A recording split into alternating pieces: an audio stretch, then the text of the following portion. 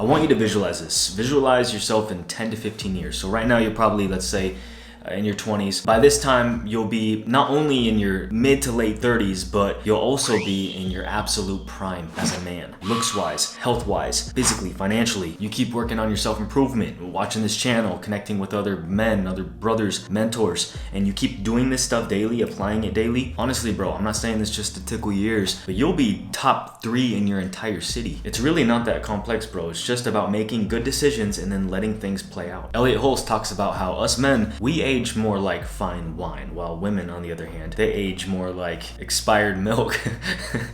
Borderline disrespectful, but I get what he's saying. Women, they start out with a high SMV. Us men, we have to actually build it. See, there's 12-year periods or cycles in a man's life. There's a huge evolution that takes place from when a child is born to when he turns 12 years old, right? Like, that's the first cycle. And then the next cycle from 12 to 24, that's the young man phase. And then, of course, from 24 to 36, this is probably the most momentous stage. This is the ultimate stage of manhood. And this is also when your SMV, your sexual market value, you know, what I like to call it, spiritual market value, this is when it's at its peak. And of course you can still progress after that, but then you got to kind of put age into consideration. This is when your body starts to slow down a little bit. You start getting that wear and tear. It's wild. This last year I turned 30, right? And I can honestly say I've never had so much rapid growth in my life. Like, all throughout my 20s, it was kind of just like a roller coaster. I was all over the place. Even up till I was like 29, at the beginning of last year, I was heavily addicted to prawn. I was barely scraping by financially. I wasn't being the best husband that I could be. And this simply was because I wasn't willing to sacrifice to change course. And not only that, I wasn't even aware that I needed to, bro. I was just living this lie. I thought I was good. And that's the first destructive habit right there that I want to talk to you about today. Number one, living on autopilot. Most men these days, they're like a cog in the machine and they aren't willing to switch gears.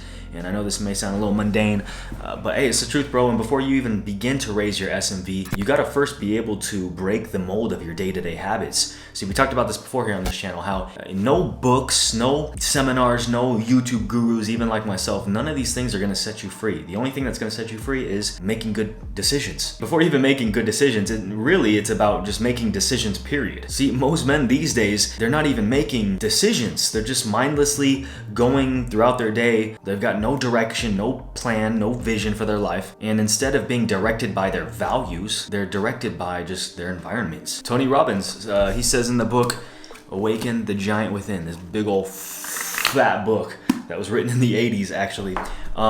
He says on page 24, he talks about the Niagara Falls syndrome. Most people jump into the river of life, never deciding where they actually want to end up, and therefore they get caught up in the currents, current events, current fears, current struggles. And instead of choosing a specific route whenever they face the forks in the river, they just decide, nah, I'll just go with the flow. And so they kind of remain in this unconscious state. And then all of a sudden, when the river starts getting a little rougher, all of a sudden they look and they're 5 feet away from the Niagara Falls. And by then it's already way too late and they go over and they crash and wash away. See, if you aren't aware of your environments, if you aren't making decisions and living on purpose every single day, if you aren't improving by even 1%, you know what's gonna happen? You're gonna start regressing by 1%. And the more that you regress, just like that river, you're gonna be awakened one day by the rapids and you're gonna see yourself 5 feet away from the waterfall and you're not gonna make it. So hey, my encouragement to you is to grab some paddles, my brother, reject the mindless path and continue to make decisions that are gonna set you up for your future. And this goes across the entire board. I'm talking about your fitness, your health, your mental health, spirituality. In every which way, you gotta be improving just a little bit every single day. Number two, lacking status. Now, how do you build up status as a man? It's quite simple. You need to light people up. I've had plenty of times in my own life where I would be out in public with my wife and, young men would come up to me and be like, oh, hey, are you Drexler? And we take a picture or whatever. And I've actually had times where I've been out in public with not only my wife, but with her and her friends as well. And how do you think that makes her feel as the wife, right? I'm not trying to put myself like on some pedestal and make myself sound better than what I am, but I'm just saying, when men notice me and come up to me and want to take a picture, not only in front of my wife, but with her friends as well. I mean, imagine yourself in her position. It's like, you got yourself the man. Now, don't get me wrong. I'm not saying that you need fame as a man by any means. Actually, as men, we're not even designed for fame. So I'm definitely not saying to go that route. But what I am saying is that you need to build some sort of status around your peers. And honestly, it's not even that hard to do this, especially like within your city, within your town. You don't even need to be internet famous. It's literally you just taking the time, going out every single day or at least throughout your week, and whenever you go to the grocery store, whenever you go to the coffee shops, you talk to people. Whenever you go anywhere, even a restaurant especially, actually, because you take a girl out on a date and you walk in there with her and everybody says, "Oh, hey, what's up? It's Dre. How you doing, bro? Good to see you, man. Good to have you back." You have people like that kind of like celebrating you wherever you go, and you're taking your girl out with you. I mean, she's gonna notice this. It's almost essentially kind of equivalent to fame in her eyes in a way. Wherever you go, she's gonna feel like, oh yeah, of course, I got myself the man. Look at how everybody reacts. Look at how everybody lights up in a room when my man walks in. Number 3, neglecting your current role. Let me ask you a question, my brother. Right now in your life, what is your current role? Maybe you're not a husband yet. Maybe you're not even a boyfriend yet. Maybe you're just a teenager who lives at home and goes to school. All right, well then maximize that role. Don't be a little pisser. It's wild, bro. How many young men I see these days that disrespect their parents, that stay out way past curfew or up until wee hours of the night not telling their parents where they're at, who they're hanging out with. And it's like, what the F are you doing, bro? And then by the time they turn 18, they just magically expect their parents to support their dreams and goals and their entrepreneurism. Bro, you want to show yourself worthy? Show up. Show your parents that you mean business. Show them how focused you are. Get good grades. Do your chores. Take care of business. Clean your room. Show them how hard you work. Show them what a good listener you are. And do these things just no questions asked. Oh, but Dre, my parents are just absolutely terrible. That's why I am the way I am. That's why I act up and do stupid things. My parents don't even deserve any of my respect. How about instead of having that mindset, which is a very juvenile, immature kind of mindset, how about instead of having that mindset, you say, hey, you know what, all right, okay, maybe my parents aren't the best parents, but you know what? The one thing that I won't do is allow them to dictate the type of person I'm gonna be. Even though my parents aren't really respectable parents, even though they've hurt me, hey, at least that's helped me realize I never wanna hurt anyone in my family the way that they've hurt me. This same thing happened to my dad when he was 12 years old. One day his mom, my grandma, she couldn't find my grandpa, right, her husband, and so she started driving around town. She had all the kids in the back seat, including my dad, and she's driving around trying to find him. She ends up at this club. She looks in there, and there he is. He's with some other woman about 10 years younger, and so she's crying. She's just a mess. She goes back to the car, and she looks back in the back seat at my dad. My dad's just sitting there, and she points at him directly in his face and says, "Don't you ever do this to your wife." And because of that moment right there, because my dad saw the pain in his mom's eyes, this was the defining factor, the galvanizing factor that made him break the chains and never become anything like his dad, because he knew the kind of pain that would cause. So from there on out, it set a new standard in our family, and my dad taught me good values, not the ones that he was taught by his father. So long story short, bro, hey, this right now, this time in your life, this is your trial period. You can't think you're gonna become some high-level hotshot just automatically once you get a little older, but you're neglecting your role as brother, as son, as friend right now. It's like, no, bro, this right here, this is the preparation phase. If you can't get this right now, what makes you think you're gonna get it right later on with a family, with a wife? So hey, you maximize this role right now for the next 10 years. By the time you do enter into a relationship, you're gonna have a good head on your shoulders. Talk about preparing yourself and becoming a cut above the rest, becoming top 3 in your whole city. This is how you do it. See, most men aren't doing this right now, and so all the bad habits that they currently have, it just carries on over into their marriage. Speaking of maximizing your current role, Father's Day is coming up, and so today I actually decided to link up with Manscaped. You guys know I don't typically do sponsorship deals, but Manscaped's always kind of been like that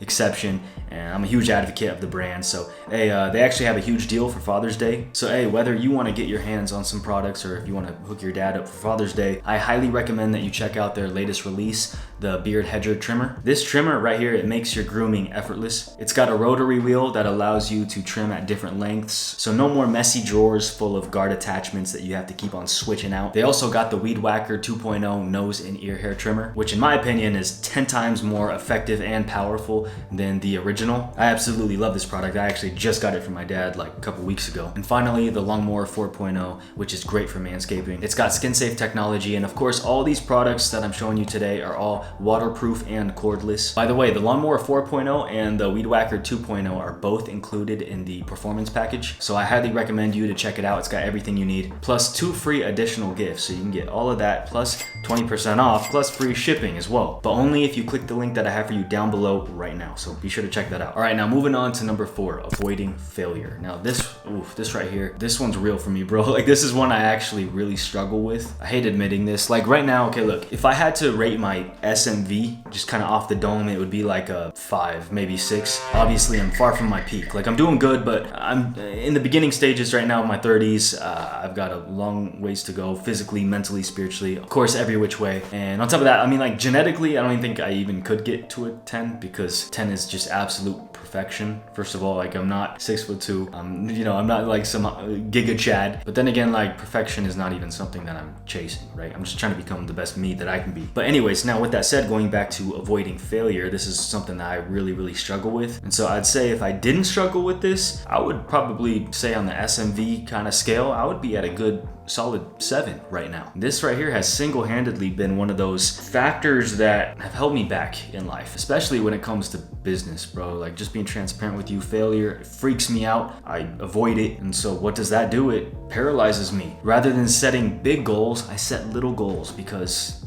it's less risky, right? It's more safe. I can achieve them and not look like a fool if I mess up or I fall short. But there's this quote that really spoke to me a while back, and it was in the book by Mark Manson, The Subtle Art of Not Giving a F. He said, the more that you avoid failure, the more of a failure you become. So I just encourage you and myself, bro, like, let's just set big goals. Why not? And if we don't achieve them, let's just keep going until we do. People forget anyways, bro. It's like, once you do make it big finally, they all say the same thing. Oh, you just got lucky. Totally forgetting all the pain and struggle that you went through. And now this leads me into number 5, which is taking the slow lane. Now, I read this book about 6 months ago called The Millionaire Fast Lane, and it talks about how there's people that go to college for 8 to 10 years, going the safe route, and yeah, they do okay in the end, make some okay money, nothing to write home about. But during those 10 dreadful years, there's some silly 20-year-old who's not even that smart, who just started posting some videos on YouTube for fun, and then eventually he got a little game plan together, and now he earns twice as much as that person who went to college. Yet he did it in a fraction of the time. What took them 10 years to achieve, he did it within 2 years. And on top of that, he doesn't even have to deal with paying off all his student debt. See, the thing about having a normal job is that you'll never experience life in the fast lane. You literally sell your freedom to get freedom, right? You spend 5 days a week just to get back 2. So the best way to avoid the slow lane is not only to build up your own thing and to be like CEO of your own thing, but to bring it to the internet. See, there's a difference between like having an online business versus having, say, a food truck, right? Which a food truck's cool too, but at the end of the day, you cap yourself off with both scale and magnitude. For instance, how much could I really sell a hot dog for? $5 maybe tops? So that caps off my magnitude. And then how many of those hot dogs can I actually sell a day? Maybe 100, 200 tops, like on a good day. And that caps off my scale. Unless I like franchise it and have a whole bunch of these hot dog stands all over the world, I mean, that's cool. But see, with the internet, I'm not capped off with any of those two things. I can sell whatever I want, however much I want, to whoever I want, all across the whole entire world. And see, right there, my scale and magnitude is both unlimited. I can sell a lot for a lot. And the last one, number 6, chasing women. Hey, my young brothers, chasing women will destroy your SMV quicker than anything. For all you young bucks, most of the girls your age,